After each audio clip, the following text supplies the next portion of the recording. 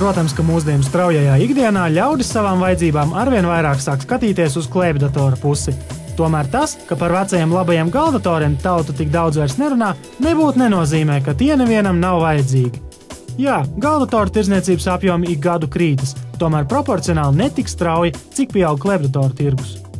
Šobrīd situācija ir tāda, ka portatīvos datorus pārsvarā tomēr lieto mājas lietotājs. Un, ja mēs runājam par stacionāriem datoriem, lielākā daļa stacionāro datoru tirgus ir korporatīvie klienti, lieli uzņēmumi, valsts iestādes, kurām vienmēr ir svarīgākas, par jaunajām tehnoloģijām svarīgākas vienmēr ir savietojamība un datoru darbības stabilitāte. Un tas viņiem ir faktiski noteicošais.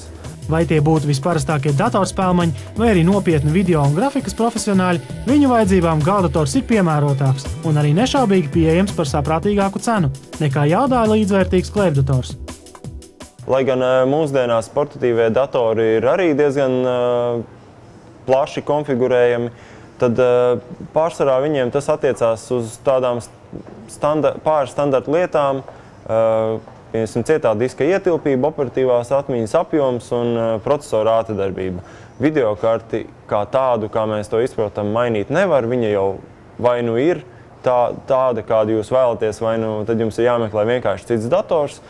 Tad stacionārajā datorā tās izvēles iespējas ir daudz plašākas. Arī Capital veido paši savus galdatorus, kas, kā izrādās, nebūtu nav tik vienkārši, kā daudziem varētu šķist. Paņemam dažādas detaļas, saskrojam iekšā kastē un gatavs. Nopietnā uzņēmumā salikts galdators tiek ārkārtīgi nopietni testēts un pats certificēts, lai tas nevainojami darbotos, piemēram, ar jaunāko Windows 7 operētāju sistēmu. Dators faktiski tiek testēts sākot no 16 līdz pat 24 stundām. Šajā laikā tiek pārbaudīta operatīvās atmiņas noturība un spēja darboties slodzes režīmā. Tiek pārbaudīta procesora spēja darboties lielas slodzes režīmos un tiek instalēta operētāja sistēma, lai pārbaudītu klaviatūru, pārbaudītu visi ieejas un izēju porti, skaņas, tīkls, viss, kas vien datoram ir, viss tiek pārbaudīts. Šī Windows 7 certifikācija tieši to arī nozīmē, ka mēs pārbaudam un testējam vairāk kā 200 dažādu veidu testus, kurus ir sagatavojis Microsoft. Un, ja dators šos testus visus iziet un viss darbojās, kā ir vajadzīgs, tad mēs esam tiesīgi apgalvot, ka mūsu dators tiešām ir pilnībā savietojams ar Windows 7 operētāju sistēmu. Un klients var neuztraukties par kaut kādu veidu nesavietojamībām, viņam neradīsies nekādas problēmas, lietojot šo datoru ar plašo papildu iekārtu spektru, ko vien viņam var pievienot. Kā skaidro speciālisti, tad izveidot datoru, kas darbotos nevainojami un derētu ikvienam lietotājam, ir tiešām sarežģīts uzdevums, jo dators tiek būvēts no virknes dažādu sastāvdaļu, kurām savā starpā jāsadarbojas nevainojami. Tieši šis komponenšu kopums pareizais ir arī tas lielākais izaicinājums, kas ir jāatrod.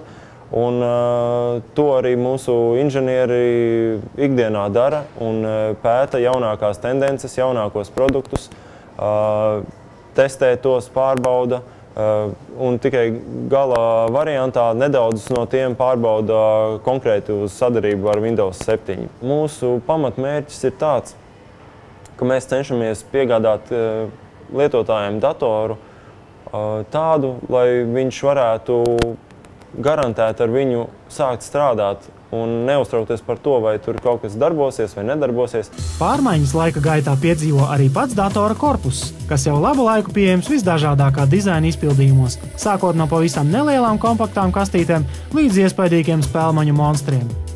Otra lielākā un svarīgākā galdatora komplekta sastāvdaļa, protams, ir monitors, jeb ekrāns, kas pa šiem gadiem savos standarta izmēros jau ir krietni paaudzies. Standarta izmērs tas būs arī 20 colas. Tas tā vidējais lielums ir. Mazāk gan skatās uz mazāk izmēriem, tas ir 19, 18 colas, tās ir tāds pieprasītas. Tālāk jau arī atkarībā no vajadzības cilvēku, tad ieķev uz kaut kādiem 24 coliem, 27 colām. Vēl daži ražotāji savos monitoros pamanās iestrādāt arī televīzijas uztvērēju, lai paralēli darbam kādreiz var arī izklaidēties un palūkot kādu TV pārraidi, piemēram, Nākotnes parku. Tālāk galvdatoru komplekts nekādi nav iedomājams bez tastatūras un datorpeles. Arī šīs vadības ierīces laika gaitā ievērojami attīstījušās, mainījušas dizainus, un šobrīd vērtību labad tās pat lielākoties tiek piedāvāts bezvadu formātā. Vēl no datora mēs varam izdabūt arī skaņu. Šim nolūkam pieslēdzot dažādus skandinātājus, sākot no vienkāršām austiņām līdz pat nopietnām 7 kanālu akustikas sistēmām. Un ja jau sākām vilkt uz multividas izklaidēm, tad datoram var pievienot arī dažādus īpašus papildu aksesuārus, kas datoram piešķir jau papildus funkcionālās iespējas. Argus ir tāda kā multimēdijas kastīte ar cieto disku. Tad pamatā viņu var izmantot kā ārējo cieto disku, kurā var saglabāt jebkādu informāciju, sākot ar dokumentiem, beidzot ar visādiem multimēdijas failiem. Savukārt šo Argus ir kastīti, tālāk var izmantot pieslēdzot pie televizoru. Tātad pārraidīt bildes, filmas un mūziku. Taču mūsdienās pastāv ne tikai interesanti un neierasti aksesuāri, kurus pievienot datoram, bet veikalu plauktos ir atrodami arī paši datori visai neordinārā izpildījumā.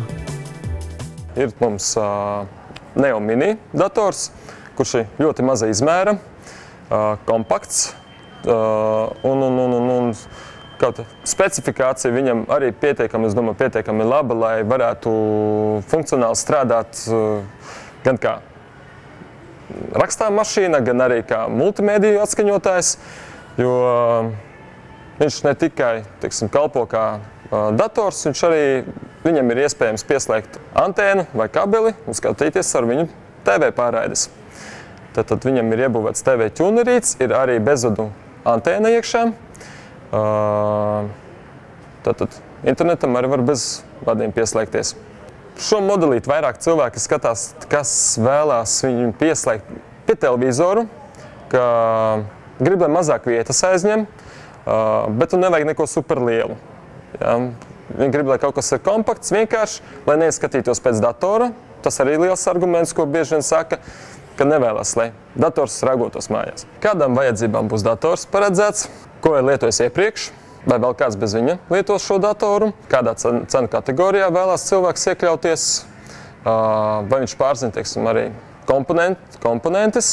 Ja nepārzina, aptuveni tiks komponentes pielīdzināts ikdienas lietām. Taču noteikti ir lietas, ko arī mums pašiem vajadzētu pajautāt pārdevējiem pirms pirkuma izdarīšanas. Pamatlietas, kas būtu jānoprasa pārdevējiem, ir no kā šis dators sastāv, nevis pēc parametriem, cik tur ir gigabaiti, megabaiti, gigaherci, megaherci un tādas lietas, bet tieši kas par ražotāju, kādu ražotāju komponentes tiks liktas konkrētajā datorā. Sākot jau no ļoti svarīgas lietas, kas ir barošanas bloks. Tāpat kā pilnīgi ar jebkuru citu produktu izvēli, vienmēr ir drošāk izvēlēties tādus datorus, kuru sastāvdaļu ražotāji ir pasaulē vairāk vai mazāk atzīti par labā līmenī esošiem. Piemēram, Intel, Asus, Gigabyte, Abit, Kingston, Corsair un citi. Ir vērts pirms došanās uz veikalu vai nu pakonsultēties ar kādu zinošu draugu, vai arī palūkoties pēc šīs informācijas internetā. Šādā veidā mēs varam būt kaut nedaudz pārliecinātāki par to, ka mums nebūs jau pavisam drīz ar datoru jādodas atpakaļ uz veikalu vai servisu. Es ieteiktu vēl pārliecināties arī par to, kāda pamatplate un operatīvā atmiņa tiks izmantota. Jo pārējās komponentes tas jau ir tāds kā gaumas jautājums. Vienam patīk Nvidias videokarte, otram patīk ATI videokarte. Vēl kādam patīk Seagate cietais disks, vēl kādam Western Digital, varbūt kādam Samsung. Tās jau ir tīri kā gaumas lietas, bet tas pamats būtu barošanas bloks, pamatplata un operatīvā atmiņa. Ja pārdevējs nemācēs atbildēt uz šiem jautājumiem, tad griezieties apkārt un neiet prom no veikala, jo tas nozīmē, ka viņš nepārzina pārdodamo produktu un nav par viņu pārliecināts. Tas savukārt nozīmē, ka jums ir liels risks iegādāties kaut ko ne tādu, kā jūs vēlējāties.